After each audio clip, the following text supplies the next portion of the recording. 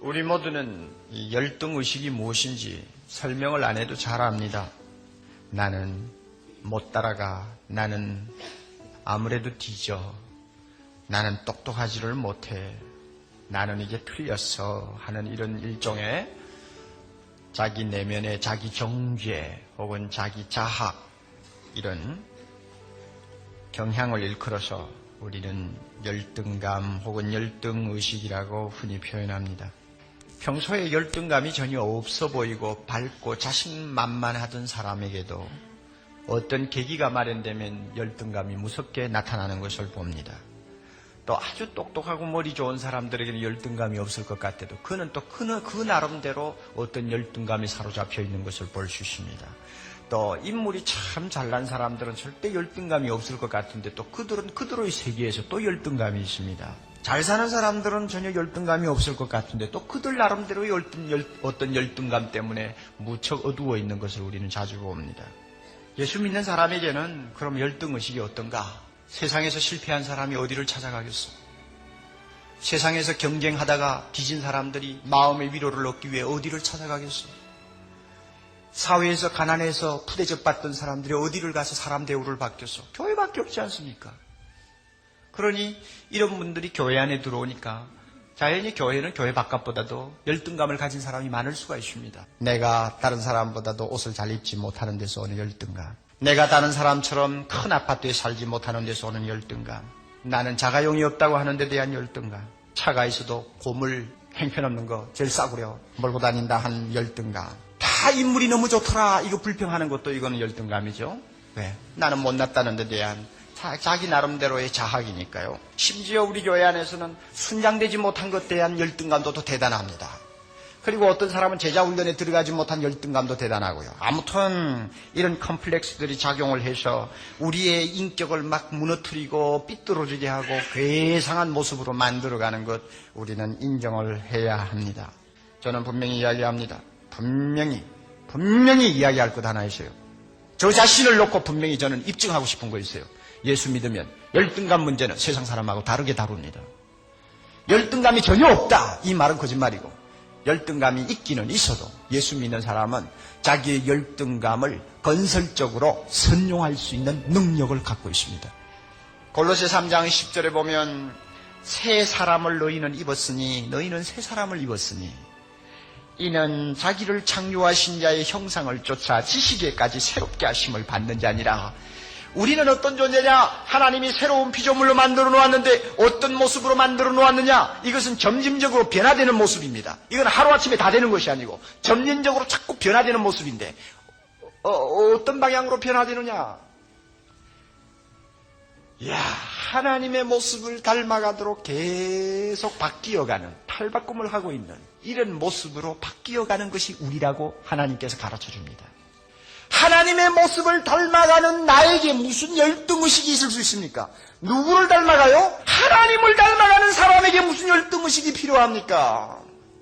우리가 그 사실을 분명히 알고 나라는 존재의 가치를 새로운 눈으로 볼 수만 있다면 거기에는 열등감이 나를 지배할 수가 없습니다. 열등감이 설 자리가 없어요. 갈라디아 2장 20절 그런즉 내가 그리스도와 함께 십자가에 못 박혔다. 이제는 내가 산 것이 아니오 내 안에 누가 살아요? 그리스도께서 사신 것이라. 내가 누굽니까? 하나님이 보여주시는 나, 그것은 하나님의 아들이요 하늘과 땅의 모든 권세를 다 소유하신 예수 그리스도와 하나 된 나 자신입니다. 예수와 함께 한 몸이 된 신비스러운 통일체를 이루고 있는 존재입니다. 교회를 다니면서 아직도 눈이 감겨있는 분이 있으니까, 자기를 볼 줄 모르는 사람이 있으니까, 새로운 피조물 된 자기 자신을 아직도 볼 줄 모르고 세상 것만 보고 세상 것으로 판단하는 눈만 열려있는 사람이 있습니까? 한마디로 대단히 불쌍한 사람입니다. 바울은 고린도후서 11장 30절에 내가 부득불 자랑할 것이 있다면 자랑하겠는데 그것은 나의 약한 것을 자랑하리라. 바울은 자기에게 약한 부분, 열등의식을 가질 수밖에 없는 부족한 부분 때문에 하나님이 오히려 자기에게 더 큰 은혜를 주시는 것을 알았습니다. 자기의 약한 부분 때문에, 남보다도 뒤떨어지는 부분 때문에 하나님께서 바울로 하여금 겸손하도록 하시는 은혜가 있다는 걸 그는 알았습니다. 자기의 약한 것 때문에 오히려 강한 일을 하고 다른 사람이 할 수 없는 엄청난 일을 해낼 수 있는 하나님의 숨은 뜻이 들어있다는 것을 그는 고백했습니다. 여러분, 내가 가난합니까? 이 가난 속에 하나님의 선하신 뜻이 있다는 것을 인정할 줄 아는 사람, 열등의식을 가진 사람 아닙니다. 여러분, 인물이 남보다도 못합니까? 내가 못생겼기 때문에, 이 못생긴 것 때문에 하나님께서 얼마나 영광 받으시는가를 좀 안다면 그것 때문에 열등의식을 가질 필요가 전혀 없죠. 내가 왜 수제로 태어나지 못했을까? 글쎄, 예수 믿는 사람은 하나님 앞에 조용히 엎드려 우리는 하나님의 뜻을 찾습니다. 하나님께서는 지금 나의 나된 이대로, 바로 지금 내 수준 이대로의 나를 통해서 하나님이 기뻐하신다는 것을 발견합니다. 그러므로 내가 똑똑하지 못한 이것도 하나님의 놀라운 사랑의 섭리 속에서 주어진 하나의 운명이라는 것을 기쁘게 받아들일 수 있게 됩니다. 여러분, 못난 것 때문에 하나님께 영광을 돌립시다. 다른 사람보다도 머리가 똑똑하지 못한 것 가지고 하나님께 더 영광 돌립시다. 어떤 면에서 내가 세상에서 찬란하게 성공하지 못한 그것 때문에 오히려 하나님 앞에 나를 자랑합시다.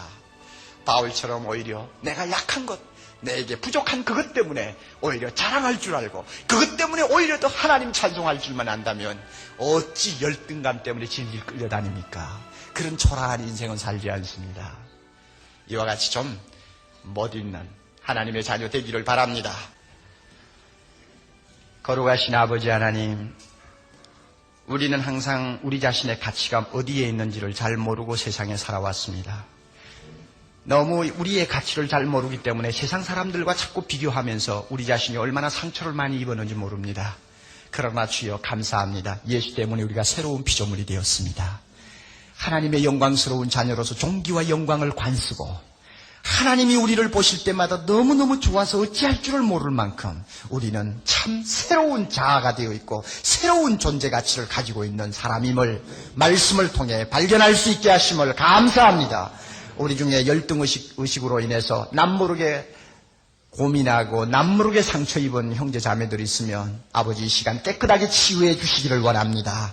자기를 다시 볼 줄 아는 영의 눈을 열어 주시옵소서. 그리해서 오히려 세상적으로 나에게 못난 것, 똑똑하지 못한 것, 없는 것, 뒤떨어지는 것, 오히려 이런 것 때문에 바울처럼 자랑할 줄 알고 하나님 찬송할 줄 아는 거룩한 백성으로 우리를 바꾸어 주시옵소서. 예수님 이름으로 기도드리옵나이다. 아멘.